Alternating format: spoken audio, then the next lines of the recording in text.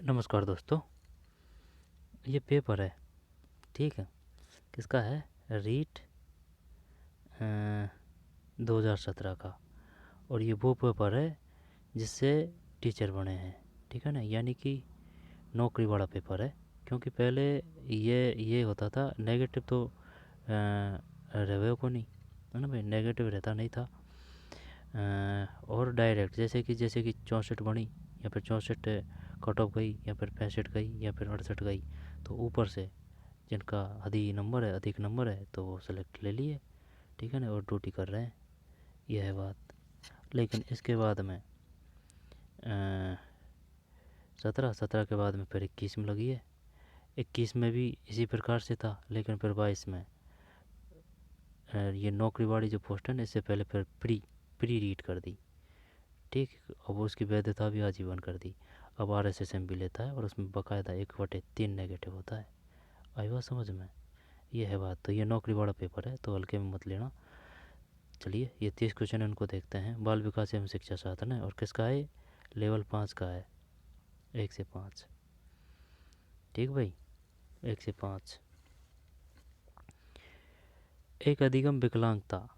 एक अधिगम विकलांगता जिसमें लिखावट में कठिनाई शामिल है कहलाता है। लिखावट की बात है तो ग्राफिया है, डिसलेक्सिया बोलने की है, कैलकुलिया गणित से है, ध्यान अथवा अति सक्रियता विकास ये ADHD, ये नाम है से ADHD का है। Attention defect, hyper active disorder, attention defect, defect defect defect कुछ ऐसे है। अटेंशन डिफेक्ट हाइपर डिसऑर्डर जब ये पूछता है वो ADHD। ध्यान अभाव अतिशीघ्रता विकार, ADHD क्या है, ठीक।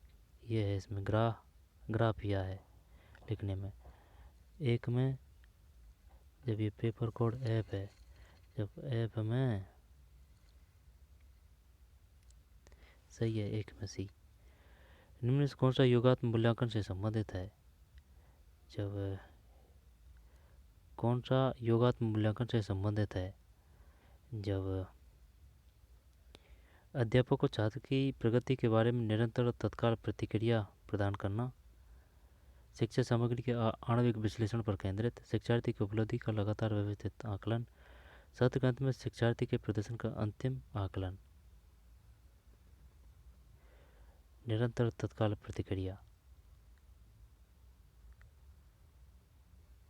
चल ए करते हैं, है ना। देखते हैं क्या मानता है ये। ए में ये, दो में डी है, सत्र के अंत में। सही बात है भाई। भाई बात ये योगात्मक ही कर रहा है ना। योगात्मक मतलब समेटिव मतलब अर्धवार्षिक और वार्षिक परीक्षा। तो सत्र के अंत में विद्यार्थी के प्रदर्शन का अंतिम आकलन, ये तो वो आ जाएगा, सतत आ जाएगा ये तो, है ना। ये इसमें तो वो टेस्ट लगते हैं ना, वो आ जाएंगे। हाँ, यही है, सत्र के अंत में विद्यार्थी के प्रदर्शन का अंतिम आकलन। हार्वर्ड गार्डनर का कहना है ना, बहुबुद्धि सिद्धांत दिया था गार्डनर। कई प्रकार की बुद्धि या दिमाग के फ्रेम होते हैं, उसके द्वारा सुझाई गई बुद्धि की श्रेणी कौन सी है? रचनात्मक, प्रकृतिवादी, विश्लेषणात्मक बुद्धि, व्यवहारिक बुद्धि। क्या ही करें इसमें, है? डी। पता नहीं भाई। तीन में सी है, प्रकृतिवादी कौशल, ठीक। प्रकृतिवादी कौशल है। हार्वर्ड गार्डनर का कहना है कि कई प्रकार की बुद्धि या दिमाग के फ्रेम होते हैं, उसके द्वारा सुझाई गई बुद्धि की श्रेणी कौन सी है? जब ये है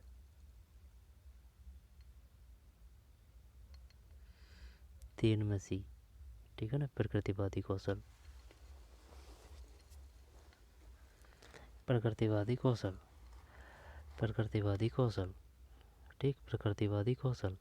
हार्वर्ड गार्डनर का कहना है कि कई प्रकार के, जब बहुबुद्धि सिद्धांत दिया था गार्डनर ने, कई प्रकार की बुद्धि या दिमाग के फ्रेम होते हैं, उसके द्वारा सुझाई गई बुद्धि की श्रेणी कौन सी है? प्रकृतिवादी कौशल।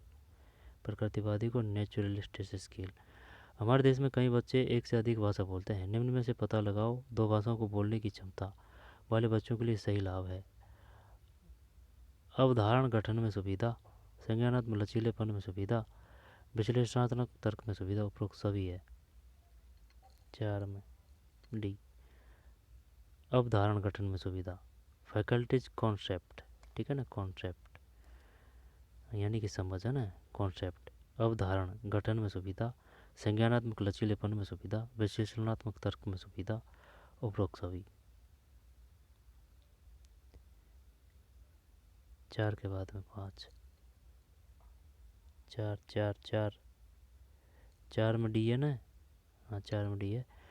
5, एक अध्यापक कक्षा में कुछ गतिविधि कर रहा है, जैसे ए है ना, न केवल यह पूछ कर कि क्या हुआ, बल्कि यह भी पूछा कि कैसे और क्यों। उन्हें एक प्रश्न के विभिन्न उत्तरों तथा फर्क की तुलना करने में मदद करना जो वास्तव में सबसे अच्छा जवाब है। इन गतिविधियों में वह बढ़ावा देने की कोशिश कर रहा है।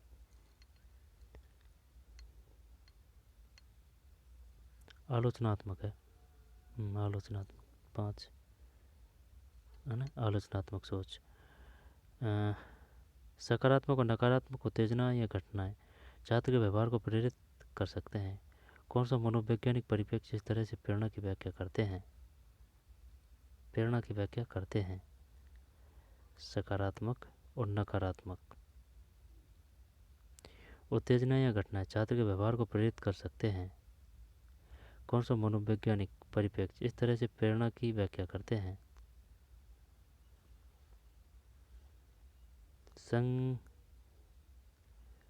सकारात्मक नकारात्मक। जब क्या ही कर, सामाजिक यार, ये में आएगा सामाजिक कर रहे हैं, चल या तो व्यवहार है या सामाजिक है। व्यवहार 6 6 व्यवहार है भाई, ठीक है ना, व्यवहार है। सकारात्मक और नकारात्मक उत्तेजनाएं या घटनाएं छात्र के व्यवहार है ना, छात्र के व्यवहार को प्रेरित कर सकते हैं। उनका कौन सा मनोवैज्ञानिक परीक्षक इस तरह से प्रेरणा की व्याख्या करता है? व्यवहार है ना, व्यवहार। समावेश शब्द का मतलब है कि विशेष शैक्षिक आवश्यकता वाले बच्चों को नियमित कक्षा में शिक्षित कराना। समावेश शब्द का मतलब है कि विशेष शैक्षिक आवश्यकता वाले बच्चों को नियमित कक्षा में शिक्षित करना। सर्वाधिक समय, कुछ समय, पूरा समय। कुछ समय आएगा यार, सब समय को वो तो नहीं आएगा साथ में। पूरा समय दे दिया भाई इसने तो। समावेश शब्द का मतलब विशेष शैक्षिक आवश्यकता वाले बच्चों को पूरा समय नियमित कक्षा में शिक्षित करना। पूरा समय भाई, ऑल टाइम। एक भाषा शिक्षक कक्षा में कविता का विवरण समझाकर कक्षा में कविता पढ़ा रहा है। एक भाषा शिक्षक कक्षा में कविता का विवरण समझाकर, है ना भाई, कविता का विवरण समझा दिया है ना, समझाकर कक्षा में कविता का विवरण समझाकर कक्षा में कविता पढ़ा रहा है और छात्रों को स्पष्टीकरण से निष्कर्ष निकालने या व्यापक विचार करने के लिए कह रहा है। यह का एक उदाहरण है। निष्कर्ष निकालने या व्यापक विचार करने के लिए कह रहा है। जब निष्कर्ष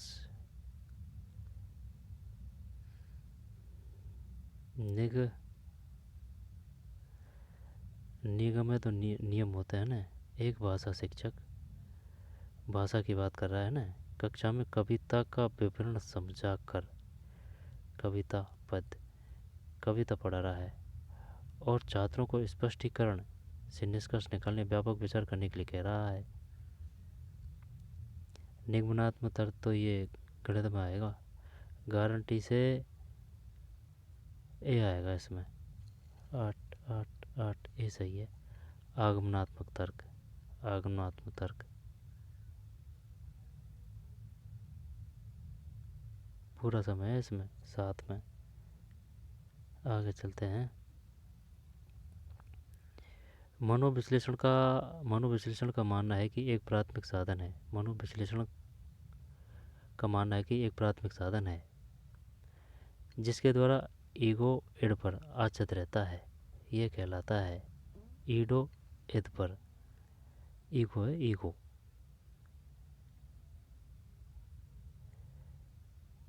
मनोविश्लेषण का मानना है, ठीक, एक प्राथमिक साधन है जिसके द्वारा ईगो इड पर आच्छादित रहता है, यह कहलाता है सुपर ईगो है। नो नो नो, गलत है यार ये तो। नो में डी है वही दबाव।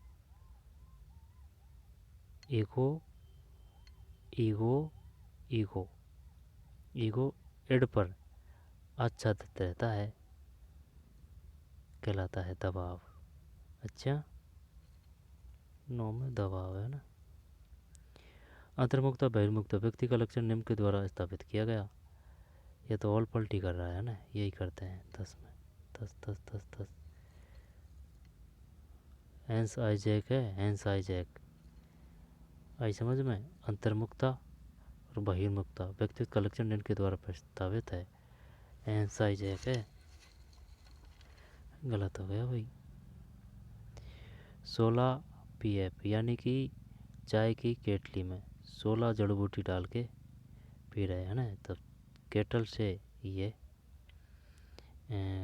केटली से केटल और 16 पीएफ है ना, 16 जड़ी बूटी, वो 16 वो है ना, वो 16 पीएफ।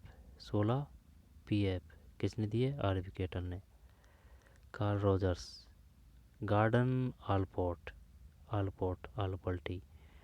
अब यानी कि आलपोर्ट यानी ये व्यक्तित्व के बदलने की बात कर रहा है, आलपोर्ट। कार्ल रोजर्स, ये ध्यान नहीं आ रहा भाई, कार्ल और Rogers, Carl Rogers. Carl Rogers का ध्यान नहीं आ रहा, आरवी केटल का बता ही दिया मैंने ना। गार्डन आलपोर्ट ये व्यक्तित्व को बदलने की बात कर रहा है, यानी कि ऑल पल्टी करते हैं ना अपन, ट्रैक्टर वगैरह मोटरसाइकिल वगैरह जितने भी साधन हैं उनमें, तो ये व्यक्तित्व के बदलने की बात करता है। हैंस आइजैक है इसमें। अंतर्मुखता और बहिर्मुखता। निम्न में से कौन सा सर्वोत्तम उदाहरण है कि प्रेरणा क्या है? 11 बी। छात्र व सक्रिय है, अपने गणित वर्ग में अच्छा करने के लिए उच्च लक्ष्य निर्धारित करता है। उच्च लक्ष्य। काफी प्रयास के साथ बना रहता है और कक्षा में उच्चतम अंक प्राप्त करता है। छात्र व सक्रिय है, अपने गणित वर्ग में अच्छा करने के लिए उच्च लक्ष्य निर्धारित करता है, काफी प्रयास के साथ बना रहता है, प्रयास, और कक्षा में उच्च अंक प्राप्त करता है। यदि वह प्रेरणा एक अंत की चुनौती ना, यदि वह प्रेरणा एक अंत की युक्ति है तो आंतरिक प्रेरणा है।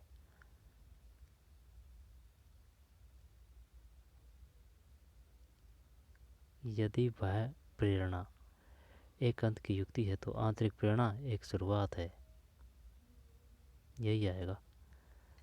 12 12 गलत है यार, अपने आप में एक अंत। यदि बाह्य प्रेरणा एक अंत की युक्ति है तो आंतरिक प्रेरणा है अपने आप में एक अंत। 12 है ना, 12, जब 12 में 12 भी है, ठीक, 12 में भी है। आगे चलते हैं।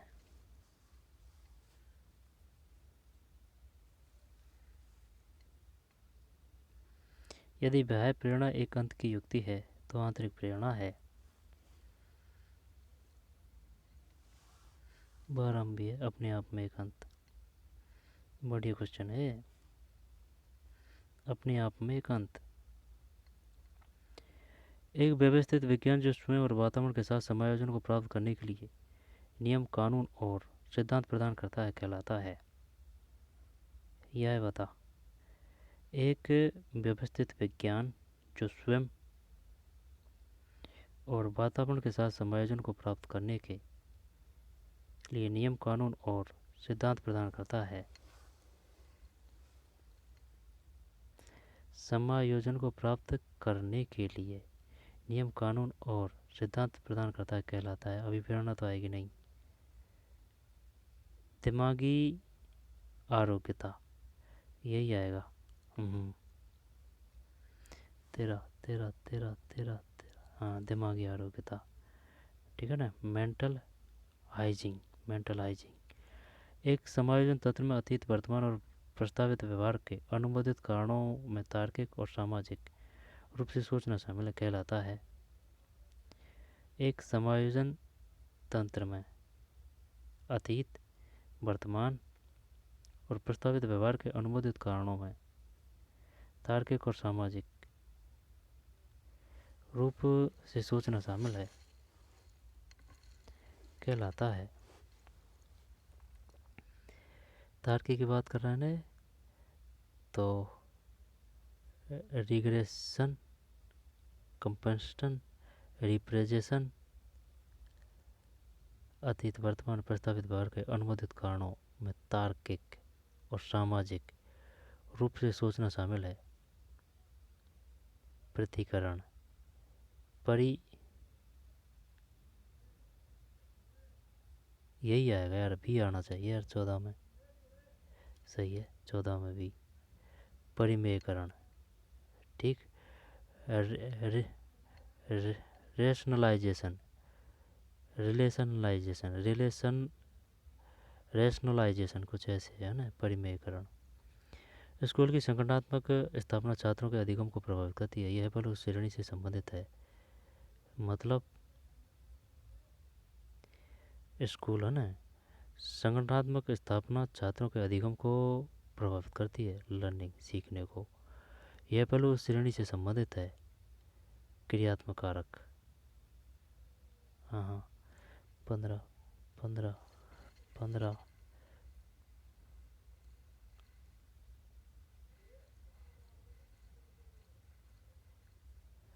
सी है, सामाजिक कारक है भाई। स्कूल की संगठनात्मक स्थापना छात्रों के अधिगम को प्रभावित करती है, ठीक है भाई। सुबह टाइम से जाना, टाइम से आना है ना, यह पहलू श्रेणी से संबंधित है, सामाजिक कारक। निम्न स्थितियों में से, और सही बात ही तो है भाई, जो स्कूल है वो समाज में है तो सामाजिक कारक ही तो है। लेकिन ये अपन ने क्रियात्मक कारक इस वजह से कर दिया क्योंकि जो स्कूल में जो भी घटना घटित होती है विद्यार्थी के लिए, जो भी अपन नियम, नीति, कानून वगैरह जो भी बनाते हैं वो क्रियात्मक उसमें आते हैं। तो ये सामाजिक कारक, वो ये पूछ नहीं रहा था, अपन ने ये बता दिया। सी है इसमें। निम्न स्थिति में कौन सा समायोजन को बढ़ावा देती है? न्यूरोटिक भय और चिंता से मुक्त, डी है 16 में। फिर 17, एक शिक्षक के रूप में आपने अपने छात्रों से हमारे जीवन पर प्रदूषण के प्रभाव को समझाते हुए एक निबंध लिखने के लिए कहा। इस कार्यभार से ब्लूम के वर्गीकरण के कौन से संज्ञानात्मक स्तर की व्याख्या की गई है? इस कार्यभार से ब्लूम के वर्गीकरण के कौन से संज्ञानात्मक स्तर की व्याख्या की गई है?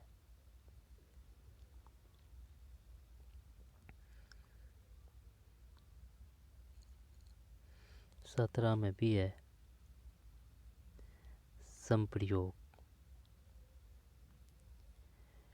एक शिक्षक के रूप में आपने अपने छात्रों से हमारे जीवन पर प्रदूषण के प्रभाव को समझाते हुए एक निबंध लिखने के लिए कहा, ठीक है भाई।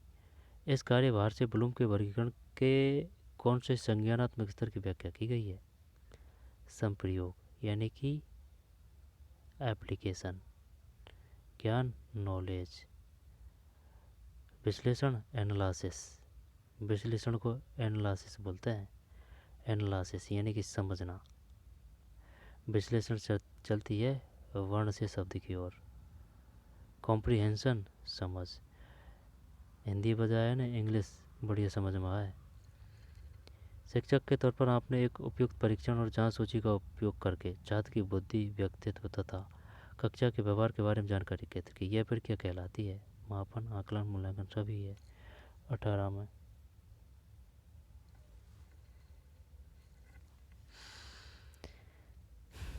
आकलन है, आकलन। आपने एक उपयुक्त परीक्षण और जांच सूची का उपयोग करके छात्र की बुद्धि, व्यक्तित्व, है ना, तथा कक्षा व्यवहार के बारे में जानकारी एकत्र की। यह प्रक्रिया कहलाती है आकलन। कौन सा प्रक्षेत्र ब्लूम के वर्गीकरण में नामित नहीं है? ब्लूम ब्लूम से बम शामिल नहीं है।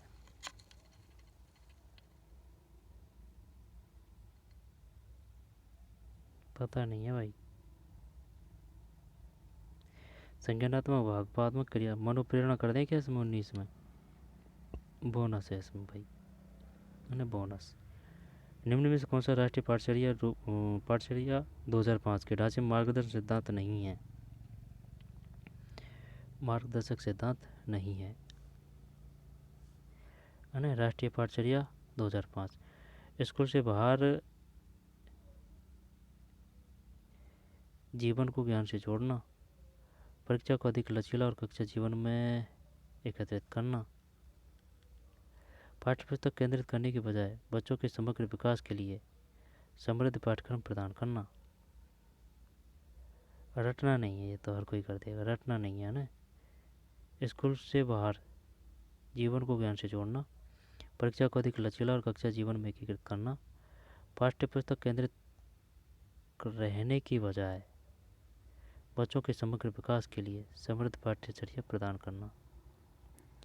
शुरू में एक बच्चा अपनी पूरी हथेली का उपयोग करके वस्तु को पकड़ता है। धीरे धीरे वृद्धि और विकास के रूप में बच्चा उंगलियों और अंगूठे का उपयोग वस्तु को उठाने के लिए करता है। इस प्रकार की प्रगति है।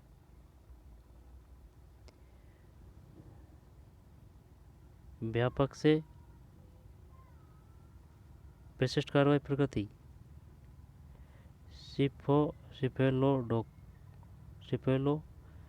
सिफेलोकोडाल प्रगति, सिर से पैर।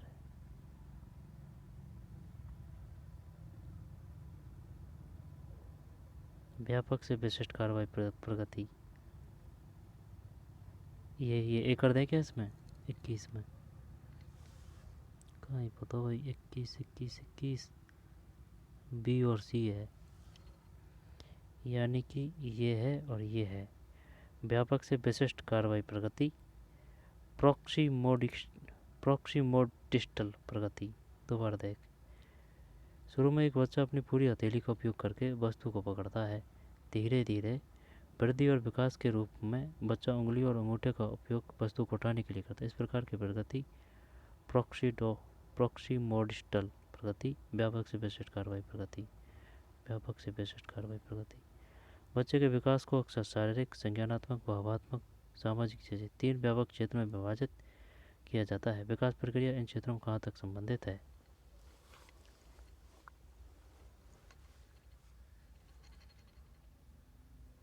22 में बी है। एक एकीकृत और समग्र विकास में विकसित।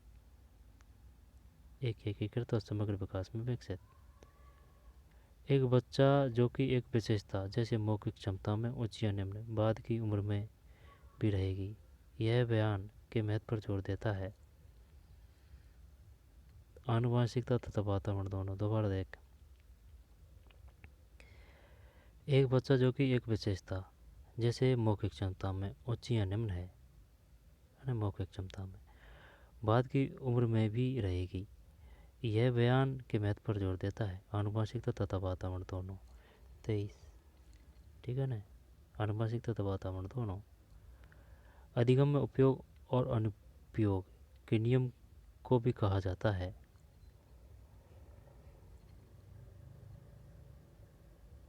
प्रेवलन का नियम है ना, प्रेवलन। अधिगम में उपयोग और अनुपयोग के नियम को कहा जाता है प्रेवलन का नियम। पता नहीं भाई। प्रभाव का, प्रयास का, त्रुटि का, ये तो थॉर्नडाइक ने दिया है, बिल्ली पे किया था। पावलोव ने कुत्ते पे किया था, है ना। कोहलर ने चिंपांजी पे किया था। ब्रदाइमर कोहलर को गेस्टाल्ट वाली सूझवादी है। और पियाजे ने संज्ञानात्मक दिया था, है ना। क्राउडर ने साक्ष्य सिद्धांत दिया था। वाइगोस्की सामाजिक, नैतिक कोहलर। और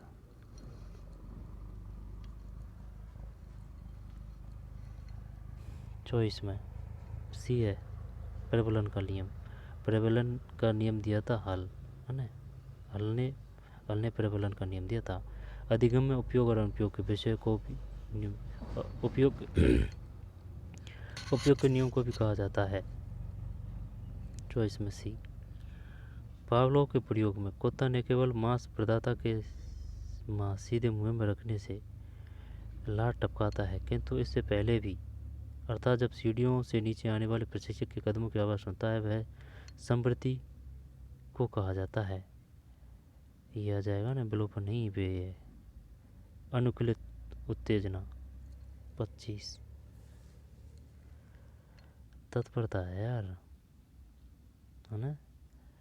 कंडीशनल रिफ्लेक्स अपन पहुंच तो गए क्वेश्चन पे, लेकिन यह है तत्परता। इस प्रवृत्ति को कहा जाता है तत्परता। जैसे कि गरम गरम जलेबी को देख के लार टपकाना, तो वो क्या है? तत्परता तो नहीं जच रही यार इसमें तो। अनुकूलित उत्तेजना होनी चाहिए थी भाई, सी आर। चल जाने दे, है ना। 25 में डी है।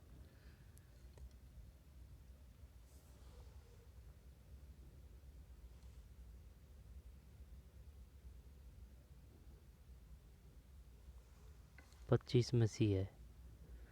हाँ वही तो मैं बोलूँ, है ना। 25 में सी है। दूसरा आंसर देख लिया ना। क्या है कि सेट दे रखे हैं इस प्रकार ए बी सी डी कुछ ऐसे, है ना। जब उनकी आंसर की फिर ये आंसर फिर इधर है तो वो देखने में वो हल जाता है ना, वो तो समस्या आ जाती है। कोई दिक्कत नहीं है। जब 25 में सी है अनुकूलित उत्तेजना। चॉइस में बोनस है। 23 में सी है।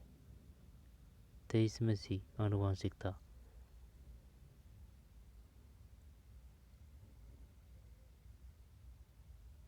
में सी आनुवांशिकता। फिर 22 में बी अन्य को प्रभावित किए बिना स्वतंत्र रूप से विकसित। और 21 में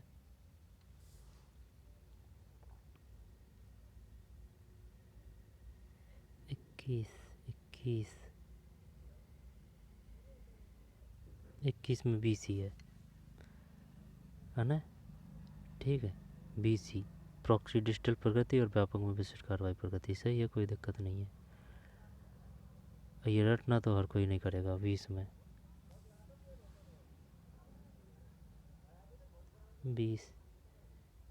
20 में सी है। ठीक है भाई, 20 में सी। आगे चलते हैं।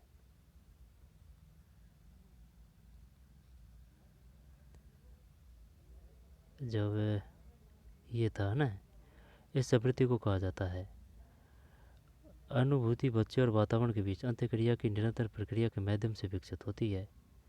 अनुभूति बच्चे और वातावरण के बीच अंतःक्रिया की निरंतर प्रक्रिया के माध्यम से विकसित होती है।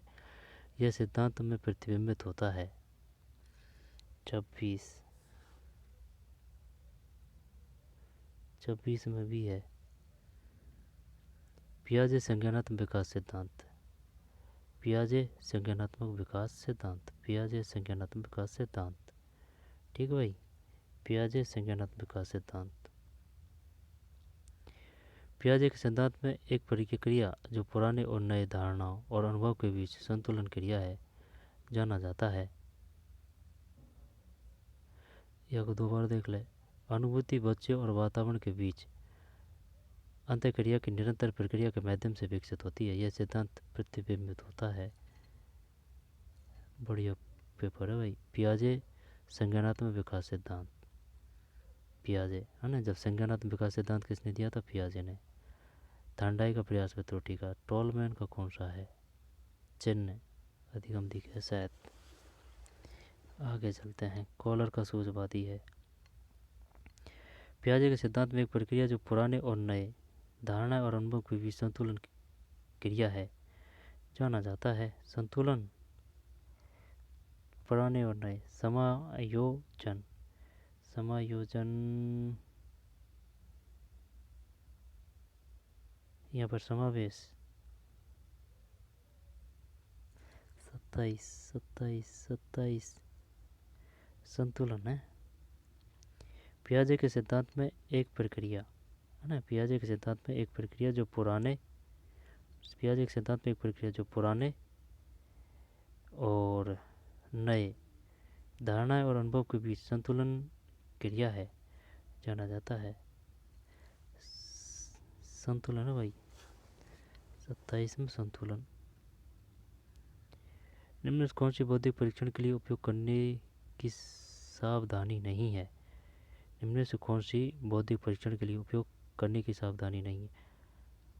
IQ स्कोर के आधार पर पढ़ ही लेते हैं, देख लेते हैं। 28 में भी है। बुद्धि का व्यक्तित्व आकलन परीक्षक और छात्र के बीच एक संरचित बातचीत है। IQ स्कोर के आधार पर अनुचित रूढ़िवादी और छात्रों के बारे में नकारात्मक उम्मीदों से बचना। IQ स्कोर के आधार पर अनुचित रूढ़िवादी और छात्रों के बारे में नकारात्मक उम्मीदों से बचना। बुद्धि का व्यक्तित्व आकलन परीक्षक और छात्र के बीच एक सुरक्षित बातचीत है। बुद्धि का व्यक्तित्व आकलन परीक्षक और छात्र नहीं भाई, कोई बोल के अपना परीक्षण टेस्ट थोड़ी कर सकता है। क्षमता की मुख्य या एकमात्र विशेषता के रूप में IQ परीक्षणों का उपयोग नहीं करना। एक समग्र IQ स्कोर की सार्थकता की व्याख्या में सावधान रहना। 28 में भी है ना, समझ में नहीं आ रहा है क्वेश्चन। IQ स्कोर के आधार पर अनुचित रूढ़िवादी और छात्रों के बारे में नकारात्मक उम्मीदों से बचना। ठीक। क्षमता की मुख्य या एकमात्र विशेषताओं के रूप में IQ परीक्षणों का उपयोग न करना। एकमात्र। एक समग्र IQ स्कोर की सार्थकता की व्याख्या में सावधान रहना। एरिक्सन के अनुसार बच्चों का मनोसमझ विकास 8 चरणों में होता है। बच्चों का मनोसमझ विकास 8 चरणों में होता है। एक कक्षा 3 का छात्र 9 साल के आसपास के विकास के किस चरण से मेल खाता है? 29 में भी है, परिश्रम बनाम हीनता। देखें, एरिक्सन के अनुसार बच्चों का मनोसमझ विकास 8 चरणों में होता है। एरिक्सन है ना, एरिक्सन 8 चरणों में, एरिक्सन 8 चरणों में। कक्षा 3 का छात्र 9 साल के आसपास, कक्षा 3 का छात्र 9 साल के आसपास विकास के किस चरण से मेल खाता है? बताइए। एरिक्सन ने बच्चों का मनोसमझ विकास कितने चरणों में बांटा है? 8 चरणों में।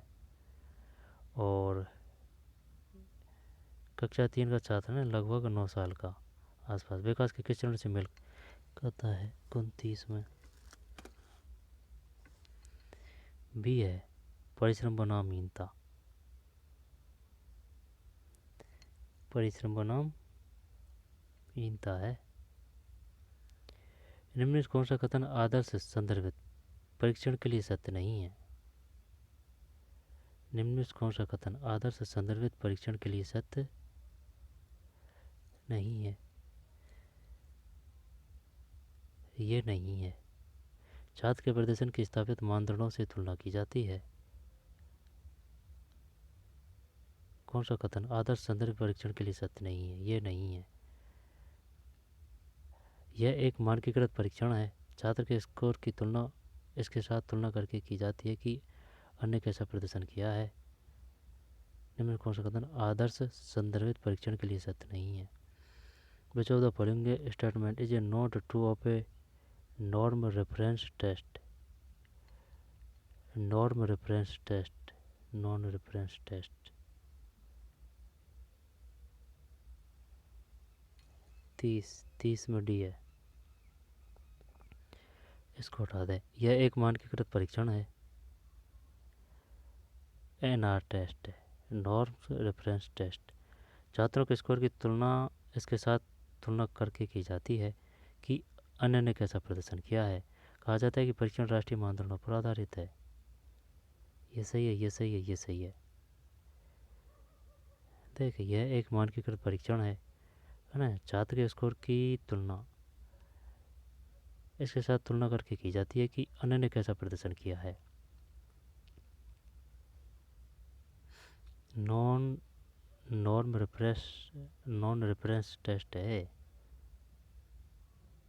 कथन आदर्श संदर्भित परीक्षण। कहा जाता है कि परीक्षण राष्ट्रीय मानदंडों पर आधारित है।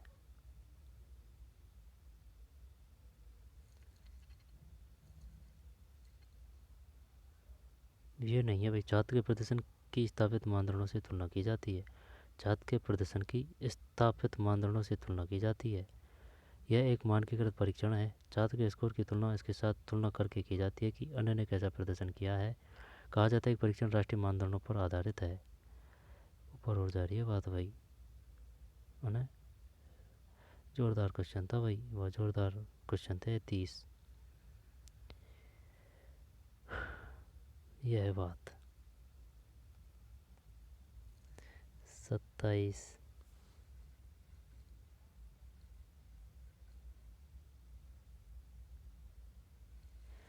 सी है संतुलन।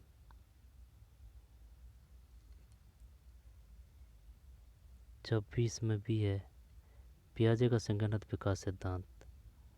अब यह दो बार ही करा ना, जब वहाँ पर गल्ला गलती करेंगे, क्योंकि ये पेपर ऐसा नहीं है, ये खूब वो है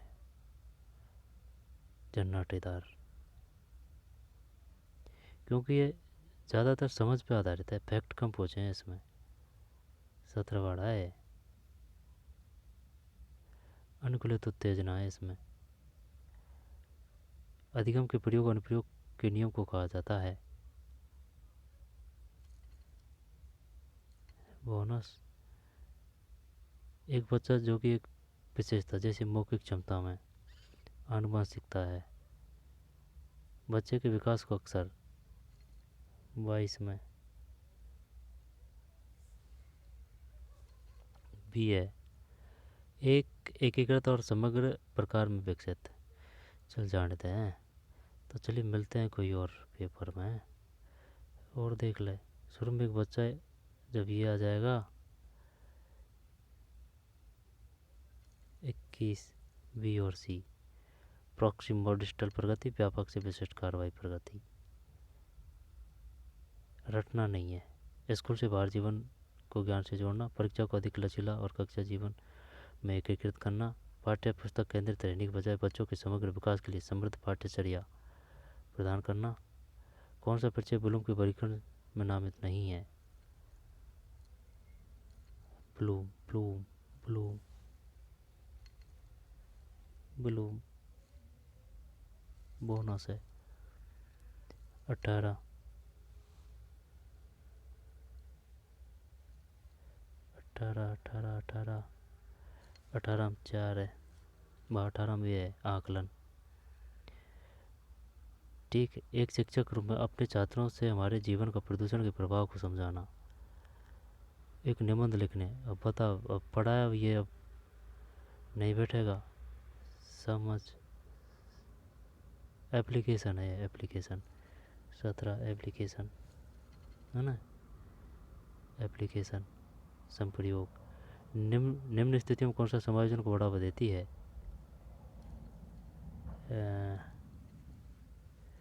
डी है न्यूरोटिक भय और चिंता से मुक्त। समायोजन को बढ़ावा देती है न्यूरोटिक भय और चिंता से मुक्त। समायोजन। स्कूल की संगठनात्मक स्थापना छात्रों के अधिकों को प्रभाव करती है, यह पहलू श्रेणी से संबंधित है। सी है सामाजिक कारक। एक समायोजन तंत्र में अतीत, वर्तमान और प्रस्तावित व्यवहार के अनुमोदन कारण तार्किक और सामाजिक रूप से सोचना शामिल कहलाता है। 14 भी है परिमेयकरण। तार्किक है ना, तार्किक और प्रस्तावित है ना, परिमेयकरण। रियलाइजेशन, रेशनलाइजेशन कुछ ऐसे है। एक व्यवस्थित विज्ञान जो स्वयं और वातावरण के साथ समायोजन को प्राप्त करने के लिए नियम, कानून और सिद्धांत प्रदान करता है कहलाता है। दिमागी आरोग्यता क्या अधिगम दिमाग यार रुकता है 13 में। तो चलिए मिलते हैं कोई और पेपर में। धन्यवाद।